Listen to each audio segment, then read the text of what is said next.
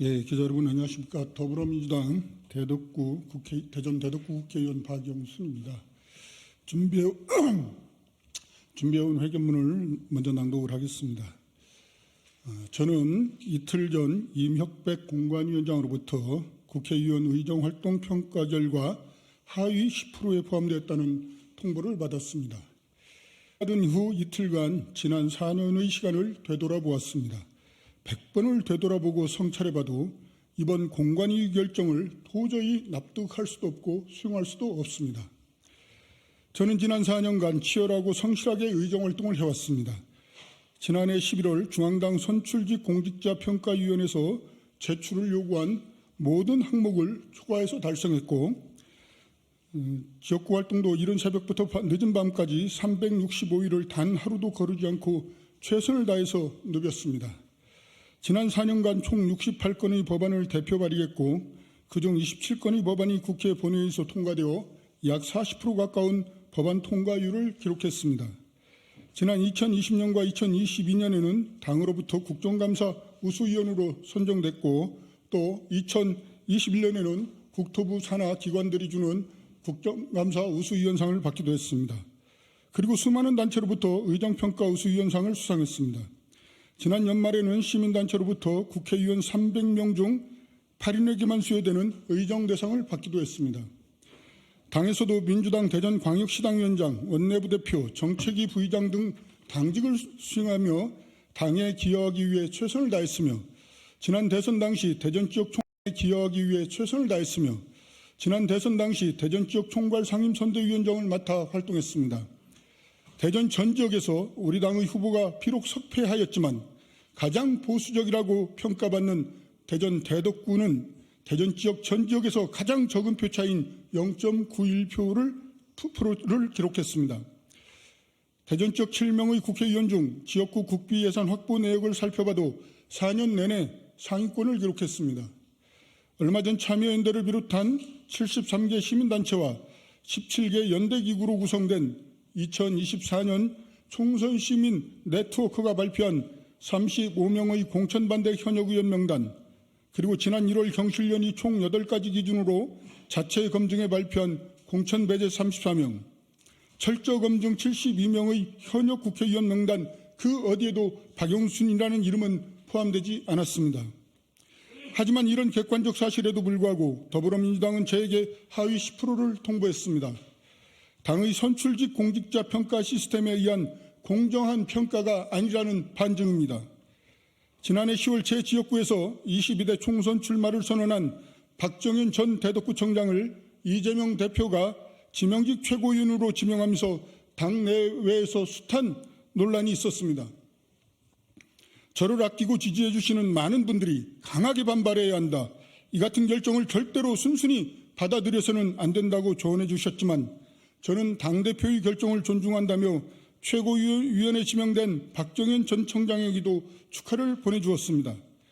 절대로 자객 공천은 아니라는 이재명 대표의 말씀을 믿었고 어찌됐든 공정한 경선은 보장될 것이라는 헛된 기대를 갖고 있었기 때문입니다. 그러나 이는 저희 크나큰 착각이었습니다. 이미 오래전부터 상대 후보 측에서는 박영순은 비명이라서 컷오프된다.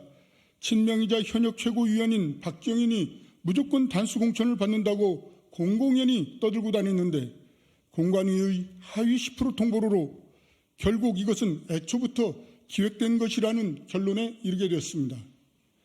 불공정한 룰을 만들어 놓고 싸울 테면 싸워보라고 하는 것은 절대로 혁신이 아닙니다. 선출직 공직자 평가 하위 20%를 비명계 의원들로 채워놓고 친명, 비명 갈라치기가 아니라고 하는 것도 말장난에 불과합니다. 비명계, 친문계 의원들에 대한 대대적인 공천 학살을 자행하면서도 내부 분열은 안 된다고 말하는 것도 참으로 뻔뻔하기 그지없습니다. 전 진정당당하다면 평가 내용을 공개하십시오. 윤석열 정권 출범 이후 저는 일관되게 22대 총선은 윤석열 정권에 대한 심판이 되어야 한다고 주장해왔습니다. 윤석열 정권 심판의 길에서 친명과 비명을 나누고 친명과 친문을 나누는 것이야말로 윤석열 정권과 국민의 힘을 이롭게 하는 것이라며 이재명 대표를 향해 못마땅한 시선을 가진 지역구민과 당원들을 한 사람 한 사람 설득해왔습니다. 하지만 이런 노력에는 아랑곳도 없이 지금 더불어민주당의 당권을 쥔 당대표와 측근들은 애시당초 우리 편이 아니면 다 적이라는 식으로 밀실에서 공천학살과 자객공천을 모의하고 있습니다. 최근의 공천 파동 모습은 친명제, 횡재, 비명횡사라고 놔두는 말을 부인하기 어렵게 합니다. 참으로 걱정입니다. 국민이 먼저이고 국민을 두려워할 줄 알아야 합니다. 공천은 마음대로 할 수 있을지 몰라도 국민들의 마음까지 쥐고 흔들 수는 없습니다.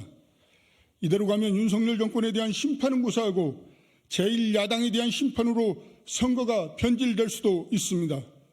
총선 패배의 그림자가 이미 짙게 드리우고 있습니다. 현역 의원 평가제도는 국민에게 봉사하는 정당을 만들겠다는 민주당의 약속이었습니다. 이런 제도를 이용해 의견이 달랐던 의원들을 제거하는 수단으로 사용한다면 법치 운운하며 법과 제도를 이용해 정적을 제거하는 윤석열 정부와 무엇이 다르겠습니까? 국민과 함께 당원 동지 여러분과 함께 4월 총선에서 윤석열 검찰 독재 정권에 맞서 싸우려 했지만 그에 앞서 당내의 비민주적이고 폭압적인 행태와 맞서 싸워 이겨야 하는 지경에 이르렀음이 참으로 참담하고 개탄스럽습니다. 하지만 포기하지 않겠습니다. 이재명 대표의 사당화된 민주당이 저를 죽이려 할지라도 결코 굴하지 않고 살아남겠습니다. 하위 10% 대상이 된 것도 진실과 다르기 때문에 전혀 개의치 않겠습니다. 이재명 사당의 치욕스러운 정치보복에 맞서 의연히 싸울 것입니다. 또한 윤석열 정권을 심판하고 민주주의를 회복하는 길이라면 비록 가시밭길로 점철된 천리길이라도 뚜벅뚜벅 걸어가겠습니다.